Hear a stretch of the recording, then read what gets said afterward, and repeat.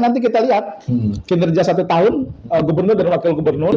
Terus Pak Wagub kemarin kokoh-kokoh. Nah, betul. Jalan APBN lagi kan.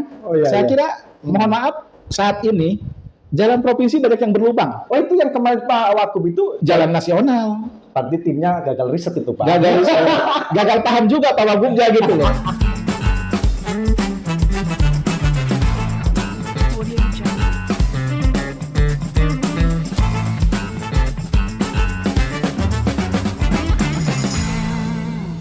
Di awal menjabat, sosok ini sudah bikin heboh dan viral namanya kemana-mana karena membuat heboh di gedung parlemen Provinsi Banten. Langsung saja berbincang tatap muka dengan Bang Musa. Assalamualaikum, Bang Musa. Waalaikumsalam warahmatullahi wabarakatuh. Ya, beliau ini Wakil Ketua Komisi 2 DPRD Provinsi Banten. Betul ya Bang? Betul. Iya. Dari dapil mana Bang? Saya kebetulan dari Dapil Kabupaten Lebak. Dapil Kabupaten Lebak Dapil ya? Kabupaten Lebak.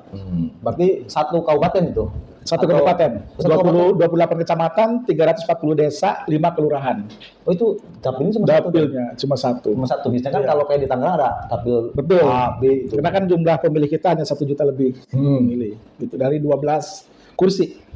Berarti bisa disebut abang ini mewakili masyarakat Kabupaten Lebak. Alhamdulillah. Jadi saya kursi ke-7. Kursi ke-7 ya. Jadi kalau bicara perolehan suara partai, kami di atas PKS. Oh, Gitu. mantap. Ini suara partai total. Suara partai. Iya. Sebelum di provinsi di 2019-2024 saya di DPRD Kabupaten Lebak. Dari Dapil 5, Malingping, Wonosalam, Cijakun, Cigemblong. berapa periode Bang di sana Bang? 1 periode. Satu periode. Cukup 1 kali. Oh, satu. 1 kali. Nyalon sekali, jadi Langsung provinsi. provinsi ini sekali Jadi juga. nanti sekali juga di provinsi. Oh, habis itu kemana? Mengenal bukan mengenang. Jadi cukup sekali aja mengenal. Oh, gitu ya. Berarti rencana ke RI ini. Insya Allah 2029 saya rencana ke RI. Oh iya. Kenapa Bang? Biasanya kan kalau yang lain-lain kan 2 kali, 3 kali, kan nggak ada batasan juga. Ya, kalau saya sih berpolitik di tantangan. Tantangan, cek ombak juga. Iya. Suara saya setiap periode ini semakin meningkat atau menurun. Maka kalau kemarin 2024 saya di provinsi, 2029 pilihan saya mungkin Insya Allah ya, saya dari DPRD Provinsi Banten lagi.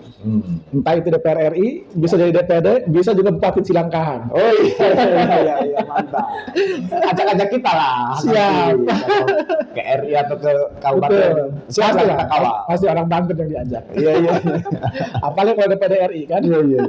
Yang menarik ini Bang Musa ini, waktu rapat paripurna itu sempat bikin heboh karena interupsi, marah-marah karena porsinya kosong. Iya. Itu kenapa Pak? Kan itu kan bikin teman-teman yang lain juga pada tersinggung kan Pak? Iya. Saya prinsipnya dimanapun saya berada, saya punya prinsip sebutir mutiara, tetaplah mutiara walaupun ada di tumpukan pasir, lumpur atau gunung pasir gitu kan.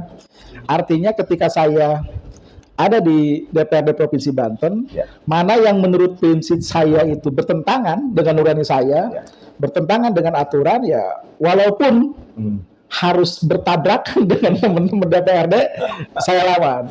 Jadi pada waktu itu rapat paripurna penyampaian hasil reses. Reses ini kan 8 hari kerja. Betul. Kita menemui konstituen 2.400, kena 8 titik, per titiknya 300. Kita juga lelah. Belum lagi aspirasi masyarakat yang begitu banyak. Pada saat paripurna, teman-teman dewannya yang hadir sedikit, kurang dari 50% plus 1. Nggak bisa memenuhi quorum. Memenuhi quorum. Maka saya waktu itu dengan tegas minta di absen, dan saya punya prinsip, karena tetap paripurna dipaksakan dan saya keluar dari ruang rapat paripurna. Abang walk out. Walk out, betul. Terus itu sidang lanjut kan Bang? Mungkin lanjut tetap. Tapi ada beberapa yang anggap, wah ini sensasi aja ini Pak. Saya kira kalau bicara sensasi, mohon maaf ya, saya di DPRD Lebak 2019-2024, kalau bicara media sosial mungkin sudah nggak asing. Saya biasa berseteru dengan Bupati, di DPRD juga sama. Jadi kalau mencari sensasi, nggak penting mencari sensasi. Tapi memang ini suatu kebenaran yang harus saya luruskan. Gitu. Artinya yang harus saya tegakkan. Gitu. Jangan dibiasakan. Karena kalau sudah dibiasakan, waduh. Bagi saya ya, karena 8 hari ini capek. Betul. Apalagi kan itu pembahasannya penting soal Betul, hasil reses, ya, hasil reses. Dan saya reses itu capek gitu, karena saya melaksanakan 8 hari kerja ya.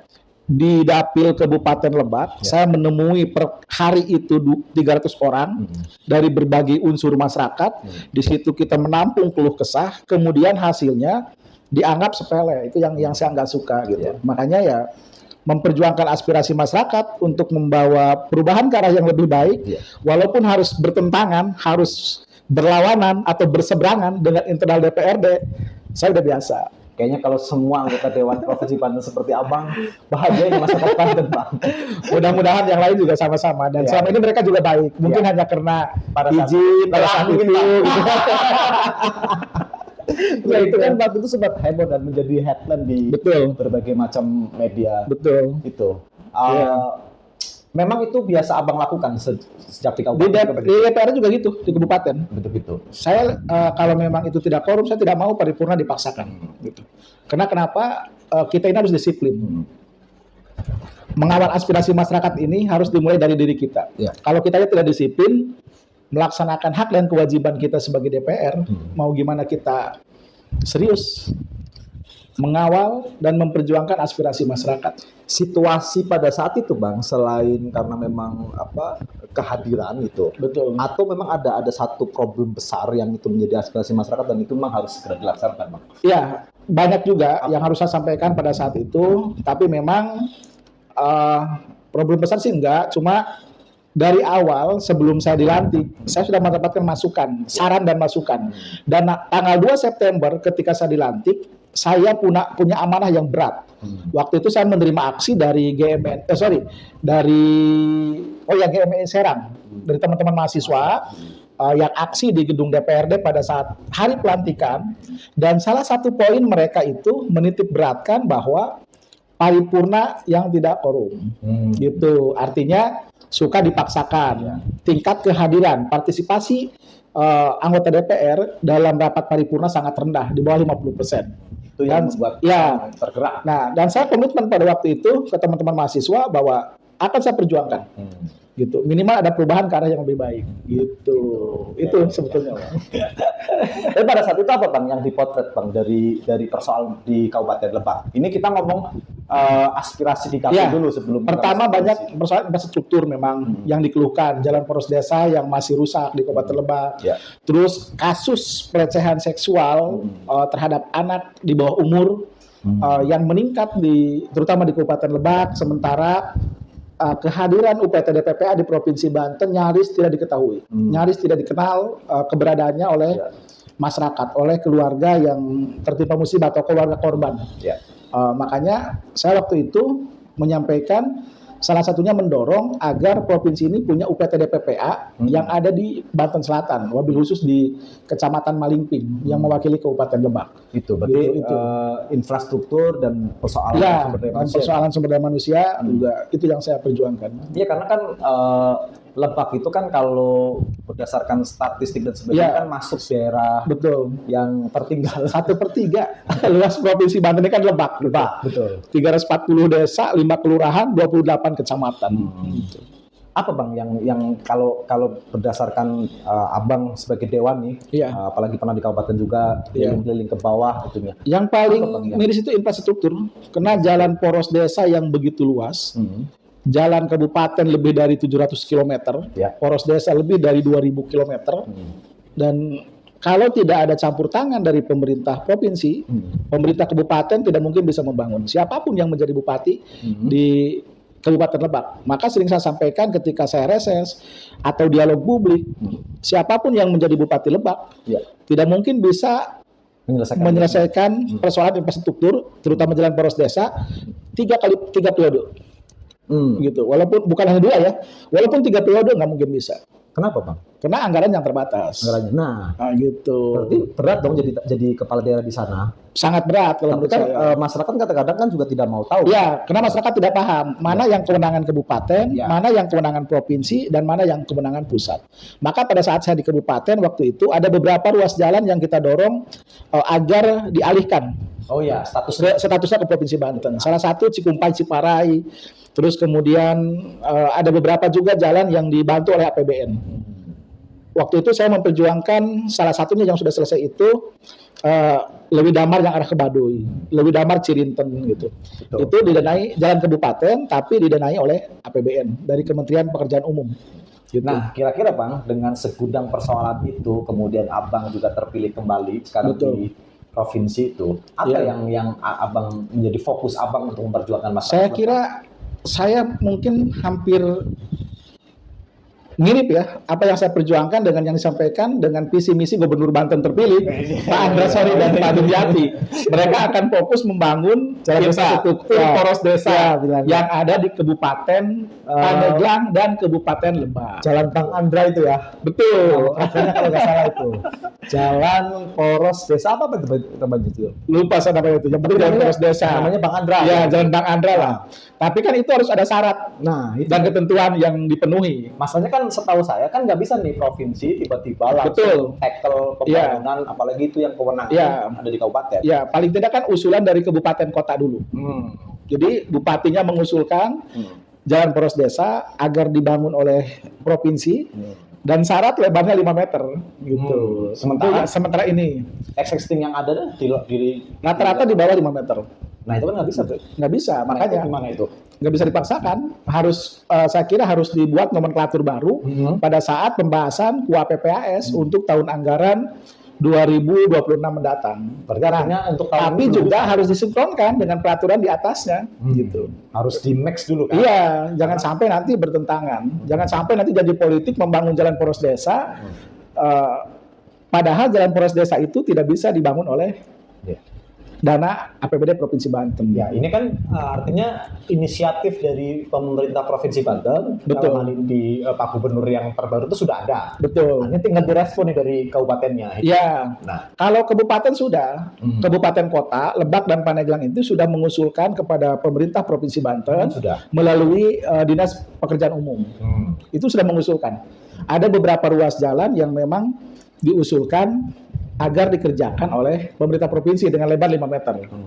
Gitu. Tapi masalahnya kan Abang di Komisi 2. Emang Komisi 2 juga Saya kira kalau menampung aspirasi karena memang termasuk berjuang apapun, saya selalu tidak pernah mengedepankan komisi. Saya lebih melekat tugas dan fungsi anggota DPR. Ya. Kalau di komisi itu kan hanya mitra kerja saja, Ya. gitu kan, untuk melakukan koordinasi Dengan dan lain-lain lah ya. Tapi kalau fungsi pengawasan itu melekat di pribadi anggota DPR, maka kalau bicara saya mungkin orang aneh. Kadang-kadang anggota DPR ini kan remeh gitu kan, udah lapor sini, lapor Polres, lapor pejabat gitu. Orang yang tidak tahu dan tidak paham mungkin menganggap saya melanggar kode etik. Ya. Itulah yang terjadi saat ini kan. Ya. Ada beberapa masyarakat yang melaporkan saya ke Badan Kehormatan. Ya. Saya apresiasi. Artinya bentuk pengawasan publik Artinya terhadap masalah kinerja gue, saya. Pak. Ya, betul. Itu aja ya. Saya tidak pernah alergi. Abang juga melaporkan kan? Dan dia nggak dilaporin. Betul. Tapi kita nggak mau ngomong itu tuh. Nah itu Iya. kan problemnya gitu Bang. Memang sebenarnya kan ketika kita dipilih sama masyarakat sebagai Betul. anggota DPR, maka masyarakat tuh taunya bahwa Abang ini adalah wakil mereka. Betul. Segala macam persoalan itu kemudian Adukan ke dewan. ke dewan. Iya. Tapi pada satu sisi Iya. di struktur kedewan itu kan juga ada kelengkapan, Betul. kelengkapan pimpinan, kemudian kelengkapan Iya. alat dewan, dan Abang di Iya. Komisi 2 Betul. yang menangin soal pemerintahan, Perekonomian, perekonomian, pertanian, gitu kan. Ya itu. Gitu. Nah itu kan nggak pas memang. Ya, makanya salah satu perjuangan saya yang sangat berat di DPRD Provinsi Banten dan harus saya perjuangkan walaupun jabatan menjadi taruhan. Bagaimana DPRD punya dana pokir? Oh ya. Ya, pokok-pokok pikiran DPRD yang harus bisa dilaksanakan oleh pemerintah Provinsi Banten. Contoh, nggak mungkin dong ketika saya reses hanya menampung aspirasi sesuai mitra kerja saya. Ya. Mengusulkan di bidang pertanian misalkan, bantuan alsintan, bantuan peternakan misalkan, nggak juga. Maka dengan reses itu kita punya kewenangan Ya. memasukkan kepada SIPD aspirasi yang telah kita tampung. Ya. Nah, itulah nanti yang ditampung untuk menjadi pokok-pokok pikiran DPRD. Termasuk usulan pembangunan poros desa yang memang kalau bicara mitra kerjanya Komisi 4 gitu. Jadi alat kelengkapan dewan ini Harusnya apa geser Komisi 4 ini? itu kan urusan partai. Jadi alat kelengkapan dewan ini bukan alasan untuk DPR hanya fokus di mitra kerja. Oh salah. Iya. Kalau dia fokus di situ nggak ngerti tentang tugas dan apa DPR. Itu yang lain bang. Ini kan lapak saya ini itu kan. Saya udah biasa. Saya di Lebak dulu, saya di Komisi 4, tapi saya fokus di bantuan sosial. Diminum dulu Pak. Siap. Bahaya ini lama-lama ini. Jadi saya di Komisi 4 dulu, sekretaris Komisi 4, 2019 sampai dengan 2022. Tapi saya fokus dan konsen terhadap program Bansos BPNT. Sampai saya lapor ke Pak Presiden, saya lapor ke Bu Menteri, saya lapor ke KPK gitu kan, sampai saya diperiksa oleh jaksa muda Kejaksaan Agung gitu, di Kejari Lebak. Tapi alhamdulillah perjuangan saya juga nggak sia-sia. BPNT menjadi tunai kan se-Indonesia malah, bukan hanya Banten. Oh itu karena apa? Iya. Dan saya membuat kajian gitu. Artinya ketika memang kajian itu objektif dan saya juga profesional, gak ada kepentingan, bukan cari panggung. Pemerintah juga mendengar gitu. Nah ini Dewan itu kan harusnya kerjanya itu kan ngomong, betul, bikin perda, memperjuangkan anggaran. Betul. Yang saya bingung itu kadang-kadang ada Dewan belusukan Bang. Pencitraan. Saya sih nggak nyebut pencitraan, jangan-jangan dia lagi nggak ada kerjaan, makanya dia keliling-keliling. Gitu. Karena kadang-kadang kan kalau harusnya kan kerja orang berdasarkan tupoksi. Betul. Nah saya itu kadang-kadang suka heran kalau tiba-tiba ada Dewan yang belusukan. Bang. Yang penting bukan Dewan Musa kan. Kalau saya anti belusukan. Di medsos saya nggak ada belusukan, nggak ada mau pencitraan. Apalagi saya harus turun misalkan ke yang sudah menjadi rame lah di media sosial, udah geger, turun saya enggak. Tapi kadang-kadang sih saya positif thinkingnya mungkin sedang menyerap aspirasi. Bisa jadi. Suka. Kalau menyerap aspirasi kan ada tahapannya pada saat reses. Nah, gimana itu Bang? Tapi itu sah-sah saja. Karena DPR itu sesuai dengan sumpah bahwa dia akan menampung dan memperjuangkan aspirasi masyarakat yang diwakili. 1 kali 24 jam. Artinya kita bekerja penuh waktu. Barangkali ketika dia belusukan, ada masukan, ada informasi dari konstituennya sehingga dia turun. Mungkin begitu. Iya, cuma kadang-kadang kan Dewan tiba-tiba itu ya bangun ini, itu. Seolah-olah kok dia. Memang benar dia memperjuangkan itu di penganggarannya. Betul. Kemudian di mendorong program dan sebagainya. Tapi kalau ada Dewan sampai turun, tapi ya kita berpikir positif aja. Betul. Walaupun memang DPR itu bekerja kolektif kolegial. Artinya ketika berbicara anggaran tidak mungkin bisa sendirian atau satu komisi. Artinya kan harus diparipurnakan. Kan harus dibuat Perda APBD gitu kan. Seperti yang sekarang Perda nomor 8 2024 tentang APBD 2025 disahkan oleh seluruh anggota DPR pada saat paripurna. Atau ini yang jangan-jangan bikin Pak reses-reses ini kemudian lebih banyak menduplikasi dari yang sebelum-sebelumnya itu kan, karena ya mereka ternyata sudah belusukan itu. Kalau Abang sendiri gimana lihatnya Pak? Kalau saya reses itu apa yang ditampung pada saat saya reses. Kita kan reses itu ada 3 kali dalam setahun. Masa sidang pertama, masa sidang kedua, dan masa sidang ketiga. 8 titik. 8 kali 3 itu 24 titik dalam setahun. 2.400 per 1 kali reses. Bayangkan kalau kita 1 tahun, berarti kita menampung aspirasi masyarakat itu di 4.200 konstituen yang ada di dapil kita. Saya kira itu cukup, nggak perlu belusukan kalau saya ya. Gitu. Karena banyak juga agenda-agenda DPR yang memang bersifat mengedukasi, menampung aspirasi masyarakat, bukan hanya reses. Misalkan dengan sosper atau sosraper untuk menampung aspirasi masyarakat. Bagaimana peran serta masyarakat ikut serta di dalam membuat rancangan peraturan daerah. Ide dan gagasan kita tampung untuk kemudian kita sampaikan pada saat pembahasan rancangan peraturan daerah. Sekarang apa Bang yang masih Abang sedang coba perjuangkan di Dewan? Ya, pertama adalah POKIR ya, dana aspirasi yang memang sampai hari ini tidak ada POKIR untuk DPRD Provinsi Banten. Maka saya sering menyampaikan kadang emosi kepada pimpinan DPR. Karena kenapa? kita itu dipilih oleh rakyat yang punya sumpah, termasuk saya pribadi, siap memperjuangkan, mengawal aspirasi masyarakat untuk membawa perubahan ke arah yang lebih baik. Kita reses capek, tapi tidak bisa diakomodir aspirasinya. Ini kan lucu, luar biasa, gitu. Jadi itu tugas saya, bagaimana DPR di Provinsi Banten sama rata, sama rasa, punya pokir yang adil. Itu beberapa daerah sudah punya ya Bang? Di beberapa daerah udah, hanya Provinsi Banten saya kira yang belum. Bahkan kalau kita bicara Kabupaten Tangerang, di tingkat kabupaten ya banyak. Kalau provinsi di seluruh Indonesia hampir semua punya pokir di atas 5 miliar per anggota dewan. Per anggota dewan. Jadi itu yang anggaran itu yang kemudian untuk dipakai dewan untuk. Ya, toh pokir ini kan hanya kita menentukan lokus saja sebetulnya. Anggaran di OPD masing-masing, gitu. Apakah di mitra kerja kita atau di di mitra kerja komisi lain kan gitu. Itulah tugas DPR, kolektif kolegial, koordinasi. Seperti satu badan gitu kan. Tidak boleh saling sikut gitu. Kalau soal perjuangan, boleh tahu kenapa Bang Provinsi Banten belum punya pokir? Apa karena keterbatasan anggaran? Saya kira bukan keterbatasan anggaran. Kalau berbicara anggaran, saya kira banyak sekali anggaran-anggaran yang hasil kajian saya, hasil analisa saya itu dikuasai atau didorong oleh teman-teman DPR, terutama pimpinan. Bahkan di atas mungkin pimpinan di atas 50 miliar. Waduh, kan luar biasa kan? Artinya hanya bentuk ketidakadilan. Gitu. Makanya saya suka marah-marah dan saya dengan tegas bahwa ini sebuah kejoliman yang harus saya luruskan, harus saya perjuangkan. Apapun resikonya kan gitu. Boleh tanya ke pimpinan DPRD Banten. Jadi kalau pimpinan bisa menyimpan anggaran di beberapa OPD untuk memperjuangkan aspirasinya, pokir lah. Masa anggota DPRD enggak? Kan gitu. Ini pada sementara ini yang sering disuarakan sama masyarakat di bawah ya. Ya, terutama saya di DPRD dan saya suka nyeleneh ya. suka ngancam bahkan.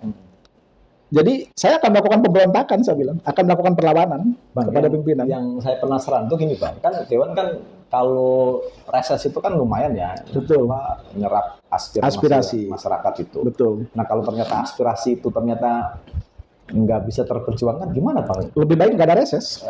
Lebih baik tidak ada reses. Saya bahkan sampai menyampaikan kepada konstituen saya bahwa DPR sampai hari ini, DPRD Banten belum punya dana aspirasi. Maka kalau sampai dengan 2025 untuk anggaran 2026 juga tidak punya dana aspirasi, saya bilang bagaimana kalau kita demo ke DPRD Banten, demo kepada pimpinan, saya di garda terdepan, mereka siap gitu.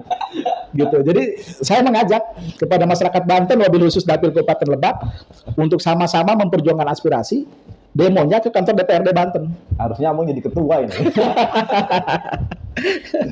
Tapi partainya harus menang dulu, Pak. Harus menang dulu partainya. Kalau kita kan minoritas. Iya.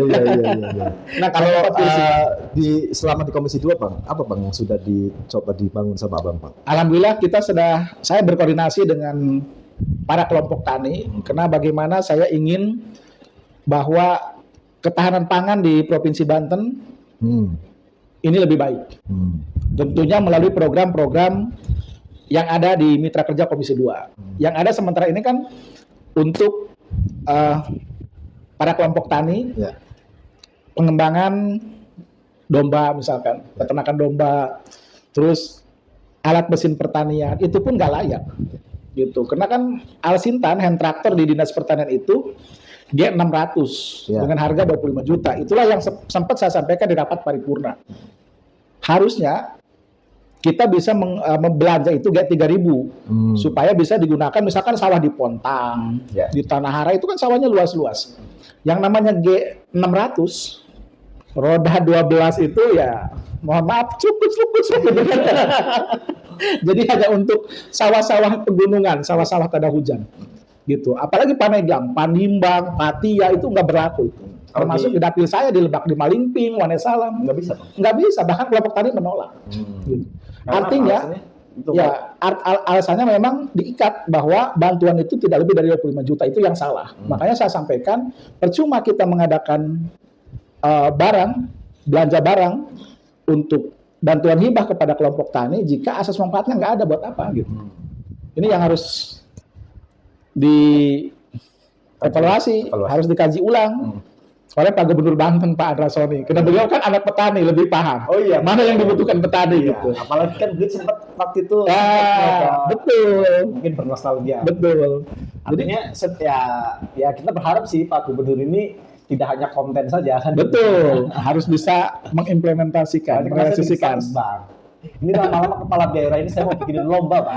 Iya. Bikin lomba konten kreator untuk kepala daerah. Dan alhamdulillah terus. sekarang mereka lagi senang ya, lagi senang ke lapangan. Iya. Baik Pak Gubernur maupun Pak Wakil. Nah, itu ke lapangannya Gitu. konten atau Itu masalah, Pak. Makanya kita lihat nanti kan, jangan sampai nanti malah masyarakat lebih banyak mengadu ke beliau, kemudian tidak ada OPD malah kena semprot gitu, anggarannya nggak ada kan gitu. Karena kemarin menarik ada tuh saya lihat di media sosial warga ini ngomong karena lagi marak nih kepala daerah bikin konten nggak cuma di Jawa, nggak cuma di Jawa lagi, nggak cuma di Banten, tapi di beberapa daerah juga kepala gubernur yang baru ini juga lagi banyak konten. Jadi konten kreator ya. Jadi konten kreator, makanya kayaknya asik nih bikin lomba konten kreator kepala daerah. Tapi kan poinnya begini bang, masyarakat itu kan sekarang juga udah mulai cerdas. Betul. Yang diharapkan masyarakat itu bukan kalian datang ke kita kemudian kalian ngomongin masalah gitu. Betul. Ya. Tapi kalian tuh punya kewenangan. Betul. Yang kewenangannya itu bisa mengeluarkan kebijakan yang menyelesaikan persoalan itu kan. Betul. Gitu. Nah, gimana nih abang nantinya mengawasi itu kan? Ya, makanya nanti kita lihat kinerja 1 tahun gubernur dan wakil gubernur untuk nanti RAPBD 2026-nya seperti apa?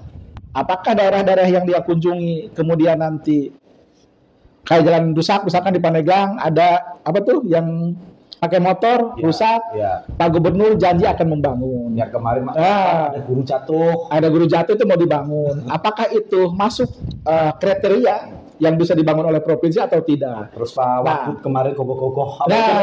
Betul. Jalan APBN lagi kan? Saya kira mohon maaf saat ini jalan provinsi banyak yang berlubang. Oh itu yang kemarin Pak Wagub itu jalan nasional. Berarti timnya gagal riset itu Pak. Gagal paham juga Pak Wagubnya gitu loh. Kemarin ping ke dapil saya WA belum ngebalas, sudah belum kenal nomor saya mungkin.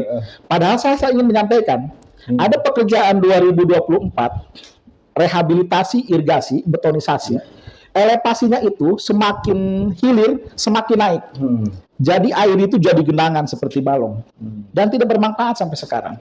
Padahal dia kunjungan kerjanya itu kemarin ke UPTD PUPR Ciliman Cisawarna, yang mana itu fokus di bidang infrastruktur pertanian irigasi. Nah itu kan kadang-kadang saya lihat kadang-kadang juga suka mikir-mikir, oke, ngecek. Saya apresiasi lah. Betul. Ada kepala daerah mau turun ke bawah. Iya. Masyarakat kan juga seneng kan. Tapi outputnya harus jelas. Kemudian juga mengidentifikasi persoalannya. Betul. Jangan cuma turun asal konten main-main keliling-keliling. Iya. Karena masyarakat bukan butuh silaturahmi dengan pimpinan daerah, bukan butuh silaturahmi dengan DPR, tapi butuh kerja nyata agar aspirasi masyarakat bisa Abang nggak ngomong tersampaikan. Pak Wagub itu salah jalan Pak. Nggak ketemu saya. Justru saya mau ketemu itu mau menyampaikan bahwa ini loh yang harus dicek gitu kan. Gitu. Bahwa ada pembangunan irigasi yang tidak berfungsi. Ngabisin anggaran 4 miliar gitu kan. Gimana itu Bang? Di Malingping irigasi dari Cibinwangen. Kerjaannya siapa itu?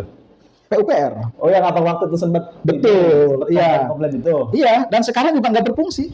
Bayangkan irigasi yang seharusnya air mengalir kepada dataran yang lebih rendah, malah elevasinya semakin hilir, semakin naik gitu. Saya kemarin sempat nanya itu ke wartawan saya kan. Betul. Review kan nulis itu. Oke, Pak Musa itu komisi berapa katanya? Komisi 2. Ini kenapa lewat ke komisi 4 katanya? Iya. Terus Bigi bilang, tapi kan apa Bang? Ini kan bagus katanya karena berkaitan sama. Karena memang tulis aja saya. Iya, itu tadi bahwa tugas DPRD itu melakukan fungsi pengawasan terhadap pelaksanaan APBD, terhadap kinerja OPD, bukan hanya mitra kerja komisi. Kalau untuk mitra kerja komisi memudahkan kita rapat koordinasi. Kalau fungsi pengawasan, apalagi dapil saya, ada masyarakat yang mengadu, itulah tugas DPR. Menindaklanjuti aspirasi itu, jangan didiamkan. Banyak teman-teman saya di debat konstituen saya, setiap mengadu ada oknum dewan menjawab bukan mitra saya, bukan bidang saya. Ini yang salah. Saya sikat aja. Enggak, saya sikat habis karena memang sesuai sumpah itu tugas dan hak dan kewajiban saya. menampung aspirasi masyarakat dan harus saya tindak lanjuti. Ya, Gitu. Termasuk persoalan hukum gitu. Itu Bayangkan kalau ada konstituen kita misalkan yang menjadi korban pemerasan APH. Apakah Dewan mau diam? Yang lain boleh diam, tapi musyawarah saya tetap bergerak. Nah. Saya tindak lanjuti, saya lapor ke Propam, saya lapor ke polisi. P3 koalisinya gabung sama gubernur terpilih nggak? Iya. Oh iya, koalisi belum terpilih. Lebih enak dong harusnya dong. Ya, saya kira ketika memang beliau sudah dilantik, milik semua rakyat Banten. Milik seluruh anggota DPRD Provinsi Banten. Bukan milik partai koalisi. Kalau Bang Andra dengan Pak Dumyati mengutamakan partai koalisi, berarti dia sedang melakukan kezoliman. Gitu di Provinsi Banten. Dan Bang Musa akan datang. saya akan datang. Jangan-jangan abang ini punya tongkat Musa juga. Membelah lautan, ya, membelah lautan. Membelah persoalan. Betul. Tapi Pak, abang sebenarnya ada nggak Bang apa yang menjadi semacam janji dalam hati itu ya? Terlepas setelah kemudian dalam prosesnya abang terpilih duduk sebagai dewan, banyak masukan dari masyarakat. Tapi ada nggak awalnya itu yang men-trigger abang bahwa ini ada persoalan yang harus saya perjuangkan sehingga saya memilih jalan sebagai politisi dan masuk ke dewan? Sebetulnya sih nggak ada saya. Sebetulnya saya di DPR itu nggak ada niatan. Dari mulai saya masuk di Kabupaten Lebak 2019, saya nggak niat. Waktu itu saya tahun cuma 3, harusnya 6. Makanya orang memprediksi saya kalah, tapi saya menang. Tapi ketika saya udah menang, saya totalitas menampung dan memperjuangkan aspirasi masyarakat. 2019, saya sampai WA ke Ketua DPW Provinsi Banten. Izin mundur dari calon sementara DPRD Provinsi Banten Dapil Lebak. Dan kalau toh saya mau dipaksakan, saya pengen nyalon Dapil 3 Kabupaten Pandeglang. Salah satu anggota dewan yang tidak niat calon saya. Boleh tanya ke Pak Subadri, Ketua DPW. Saya sampai berulang kali. Saya WA, saya telepon, izin saya mundur. Karena saya nggak mau menjadi politisi. Jangan-jangan boleh dicek. Jadi saya anggota DPR yang waktu itu calon anggota dewan yang tidak mau. Dan saya minta mundur waktu itu. Ini kenapa abang sekali-sekali aja nanti? Dan udah siapkan pengganti waktu itu. Cuma ditolak, udahlah. Ketika memang nama saya sudah masuk di DCT, maka saya harus berjuang bahwa saya harus menang, walaupun saya sebetulnya nggak mau jadi politisi. Mau jadi apa Bang? Ya? Mau jadi apa Bang kalau jadi politisi? Saya sih kalau memang diizinkan mau jadi kiai malah. Tapi saya kemarin ke pesantrennya Mbak Mun, ketemu sama anaknya Mbak Mun, cucunya Mbak Mun, saya dinasehatin tuh Pak. Gitu. Jadi Dek, kamu kalau mau tinggal di kampung jadi kiai. Betul. Karena kekuasaan di kampung itu yang mereka kiai. Betul. Tapi kalau kamu mau ke kota, kamu harus punya jabatan. Iya. Nah, abang nggak cocok gitu kan? Kota punya jabatan kan? Jadi biar saya menguasai Cilangkahan nanti ketika di kabupaten ya. Iya. Bupati Cilangkahan. Jadi abang itu kalau mau jadi kiai, abang harus Di kampung. di kampung dan Betul. selesai dulu jabatannya, ditinggalin Betul. tuh. Makanya saya tidak pernah takut di DPRD Banten. Tapi ternyata asik juga kan Bang? Asik. Kan? Ya asik nggak asik karena saya 5 tahun juga. Ternyata antara di Kabupaten Lebak dengan di Banten sama aja. Kerjanya gini-gini aja gitu kan. Karena ada yang bilang, oh Bang, kekuasaan itu candu. Ya bagi orang. Makanya saya boleh mungkin dilihatlah dengan gebrakan-gebrakan saya. Orang bilang Pak Musa ini punya nyawa serep, tidak takut dicopot. Saya di Lebak selalu dianggap membuat persoalan-persoalan baru, merepotkan partai, sampai DPW turun tangan mendamaikan saya dengan abdesi Lebak waktu itu. Sekarang di provinsi juga kan rame lagi. Itu membuktikan bahwa saya tidak takut dipecat. Gitu. Jadi ketika saya sudah dilantik, saya tidak pernah takut untuk dipecat dari anggota DPR Provinsi Banten. Ini harus dicari nih, harumnya siapa ini? Harus dicari kan. Udah ada musanya nih soalnya kan, tinggal dicari harumnya. Bagi saya ini kan jabatan hanya amanah pengabdian. Ya. Maka saya tidak pernah bangga dengan saya posisi DPRD Provinsi Banten. Saya di rumah gaul dengan siapapun bebas, dengan masyarakat biasa pun. Saya bawa mobil pun di rumah jarang. Saya cuma punya mobil 2 kreditan, saya nggak punya duit. Karena saya nyalon juga nggak habis 500 juta pun. Nggak habis. Dan saya tidak pernah kampanye di seluruh Kabupaten Lebak pada saat pemilu 2024. Nggak pernah saya. Datang ke kecamatan A, ke desa A, ke desa B, tidak pernah. Ketemu masyarakat juga tidak pernah. Dan saya tidak punya janji politik. Kok bisa menang Pak? Itulah, saya ingat bahwa upaya kita tidak akan pernah melawan takdir yang Allah tentukan. Begitu. Keren. Oke. Kalau saya begitu prinsipnya. Cuma cocok ini. Ya, benar-benar. Anggota dewan yang tidak pernah kampanye, calon anggota dewan Provinsi Banten yang tidak pernah kampanye, boleh dicek di medsos saya, boleh ditanya ke warga Lebak. Saya tidak pernah datang ketika saya punya tujuan. Tapi ketika dilantik, saya memanfaatkan jabatan ini untuk bersilaturahmi dengan masyarakat, menampung aspirasi melalui reses, melalui sosmed, dan melalui kegiatan-kegiatan lain. Saya selalu bersama dengan masyarakat. Makanya Abang ketika ada program sosmed, ada reses, Betul. maksimalkan ke masyarakat. Alhamdulillah saya sampaikan. Saya mohon maaf kalau kemarin misalkan pada saat pemilu saya tidak silaturahmi. Dan saya pun memaafkan masyarakat yang pada saat itu tidak memilih saya karena saya tidak kampanye gitu. Dan itu sering saya sampaikan. Oke. Menarik sebenarnya, masih banyak obrolan. Mungkin sebelum ditutup, Bang. Sekarang tadi kan Pokir sudah jalan poros desa itu. Nah, ini kan juga menjelang hari raya Idul Fitri itu kan. Betul. Nah, Abang lihatnya seperti apa, Bang, situasinya? Karena saya kira hari raya Idul Fitri bulan Ramadan ya, yang sekarang menjelang hari raya Idul Fitri ini sungguh luar biasa ya. Beda dengan tahun-tahun sebelumnya. Untuk Provinsi Banten lebih khusus, karena notabene banyaknya petani. Di bulan suci Ramadan ini, alhamdulillah musim panen. Dari mulai Serang sampai ke Paneglang, Lebak gitu kan, para petani. Artinya untuk ketahanan pangan, untuk kebutuhan pokok, beras dan segala pasokan, insya Allah tercukupi. Untuk harga pun, saya kira sangat stabil. Kemarin ngeluh, Bang, istri saya, Bang. Cabai udah 100, bawang. Mungkin karena memang belinya di pasar yang memang pedagangnya latah. Baru lihat training tank di TV, harga cabai di kabupaten itu naik, dia ikut-ikutan naik.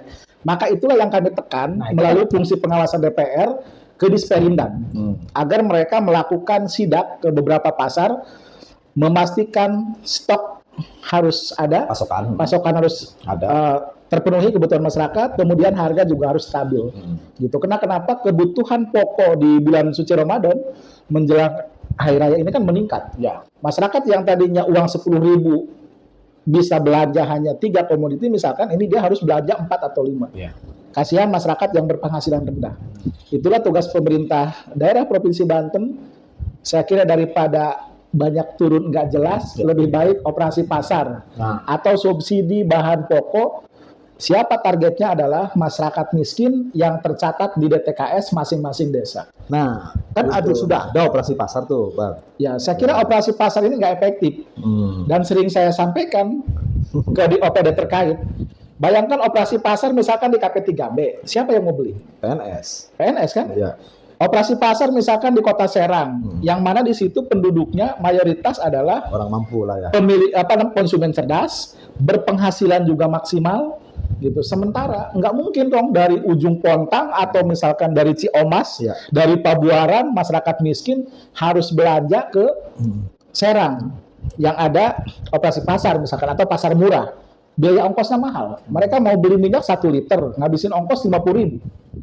Beban bagi masyarakat. Ini yang harusnya kemudian menjadi bahan evaluasi. Ini kan tidak tepat sasaran, makanya harus menjadi evaluasi. Saya juga menyampaikan kepada OPD terkait, lakukan pasar murah atau operasi pasar itu dari mulai hilir, dimulai di tiap-tiap desa, yang memang di situ warganya adalah masyarakat yang berpenghasilan rendah, masyarakat miskin. Kenapa? Mereka tidak tahu kok yang namanya minyak sayur 1 liter tetap tahunya 1 liter, padahal cuma 0,7 gram, misalkan cuma 9 gram, ini kan yang bahaya. Itulah tugas pemerintah daerah, bagaimana program-program pemerintah ini betul-betul tepat sasaran gitu. Jangan sampai hanya cari muka gitu kan, operasi pasar di pasar misalkan. Sementara minyak sudah tersebar. Makanya pengawasan ini dilakukan dari mulai konsumen, distributor hingga produsen gitu. Dari hilir sampai ke hulu. Harus dicatatkan ya, Bang. Karena harus dicatatkan. Ini bukan persoalan yang baru kan, karena setiap tahun kita pasti menghadapi bulan suci Ramadan, kemudian kita menghadapi bulan hari raya, Iya. nggak cuma hari raya untuk umat Islam kan, ada Betul. umat Kristen Betul. dan agama yang lain. Artinya kan sebenarnya persoalan ini sudah bisa diidentifikasi di Bang Iya dari dong, awal. harusnya bisa. Dia harusnya bisa mengecek DTKS. Mana daerah yang rawan miskin, misalkan masyarakat yang berpenghasilan rendah, itu yang diutamakan. Artinya sebenarnya butuh political will, komitmen. Betul. Kenapa? Kadang-kadang kita lupa, misalkan masyarakat yang berpenghasilannya rendah, Iya. sehari hanya bisa menghasilkan kuli 50.000, sementara beban dia misalkan per hari di atas 50 di bulan suci Ramadan, ini kan harus segera diatasi oleh pemerintah daerah. Mereka lah yang layak mendapatkan subsidi bahan pokok yang murah, bukan yang di Kota Serang gitu, bukan di KP3B. Nah, ini Bang Musa lagi nih, saya harus kasih apa ya?